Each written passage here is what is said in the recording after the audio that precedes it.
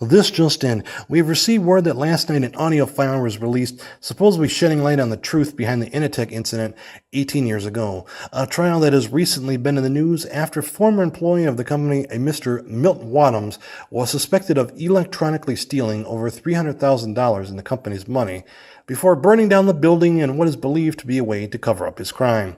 We go to the video now. And I said, I don't care if they lay me off either, because I told Bill that if they move my desk one more time, then I'm going to quit.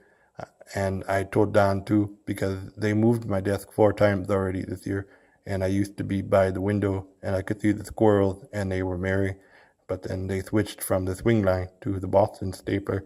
But I kept my swing line stapler because it didn't bind up as much, and I kept the staples for the swing line then. Yep. Okay, Milton. Have a good one. No, it's not good because I said if they take my stapler one more time, then I'm going to set the building on fire. All right, Milton. Talk to you later. In this shocking audio, we discover what could be a confession from former Initech employee himself, Milton Waddams, admitting to what is believed to be premeditated arson, a charge Mr. Waddams is currently facing in court. I'm being told that we're now going to footage shot earlier of Mr. Waddams' lawyer, Robbie Jackson, as he released a statement from an undisclosed location. This so-called footage is blasphemy. No one can truly say that this is in fact Mr. Waddams purely based on his voice alone. And my question is, who is the other man in this conversation? Why hasn't he been brought forth? No, instead, my client, Mr. Milton Waddams, who some believe is in this audio tape, is being accused of an accusation that the court of law has yet to prove. Mr. Jackson then went on to say that the audio was, in fact, quote, a setup and an elaborate attempt to frame Mr. Waddams. Milton Waddams is scheduled to appear in court yet again today, which we're now going live to the courthouse, where it is said that he is taking the stand. Mr. Waddams, could you state your name for the court, please? Yes, my name is Milton Waddams. And Mr. Waddams, were you a former employee of Initech until 1999? Yes, I used to work for Initech, where I was a collator. All right, Mr. Waddams, while working for Initech, did you ever feel that you were unable to perform the duties you were hired for? Well, yes, I do. I feel that there was times I was unable to do what I was asked. And did you ever feel so strongly about your working conditions that you felt the need to voice your concerns to human resources and other forms of management? Yes, I went to talk to Mr. Lumberg, but I was told to go back to my desk, and then I'd go speak with. And what happened when that would occur? Did anyone ever talk to you about your grievances? Well, no. They told me to return to my desk, and I would, but nothing would happen. And some of these grievances, were they such things as inadequate working space, loss of items needed to help in completing your job, and eventually not receiving a paycheck? Yes. And don't you feel that would cause anyone stress given the situation? Well, yes, I do. Tell me, the day before the incident, where were you, Mr. Waddams? I was at my desk, and they had moved me down to one of the storage lockers. And Mr. Lumberg came down and told me I needed to get pesticide, but I told him, no, that wasn't part of my job.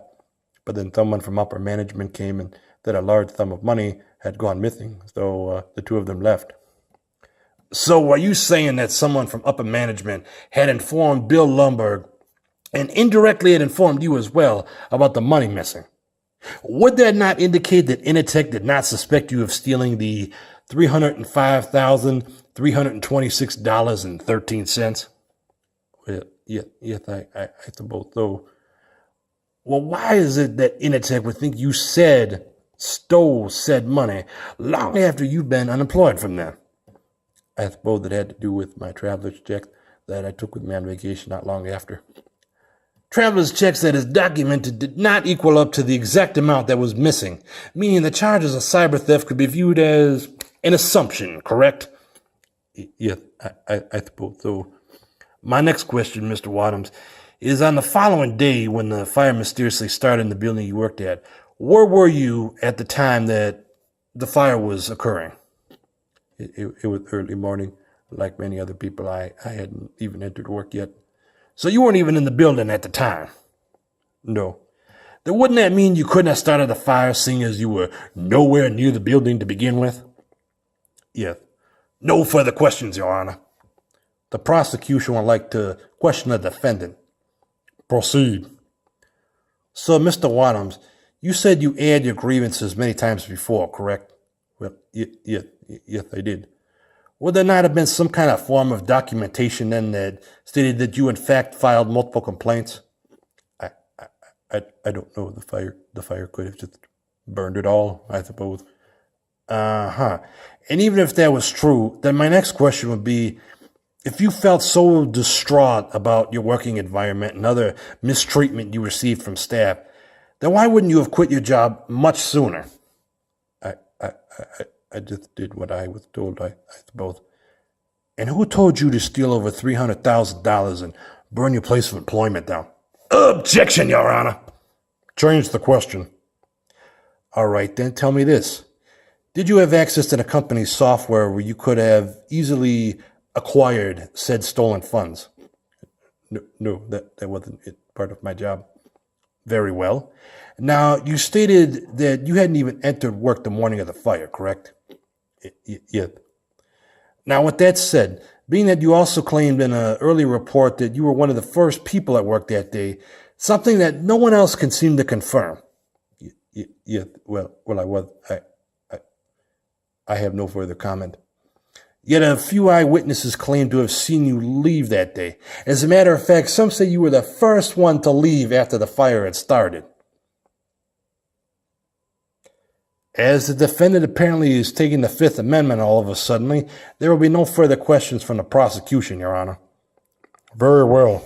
I now ask that the jury, after hearing all evidence presented, would now please make their decision on a verdict. And there you have it. After nearly a week of trial, the fate of Milton Waddams lies in the hands of the jury, who will decide the fate of his future.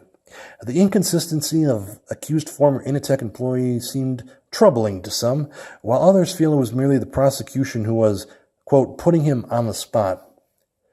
I'm being told we're going back live where the jury apparently has reached a decision already. After a short amount of time, has the jury truly reached a decision? Yes, we have, Your Honor. Very well. On the charge of cyber theft, how does the jury find the defendant? When it comes to the charge of cyber theft, the jury finds the defendant not guilty. And on the charge of premeditated arson, how does the jury find the defendant? On the charge of premeditated arson, the jury finds the defendant guilty.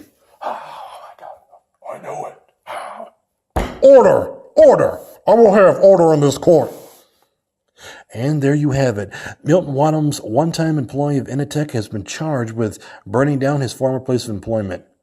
Interesting, he was found innocent of cyber theft, but has now been charged with premeditated arson. He'll most likely serve some time in prison, and once again, we thank you for staying tuned with us on this ongoing coverage till its conclusion.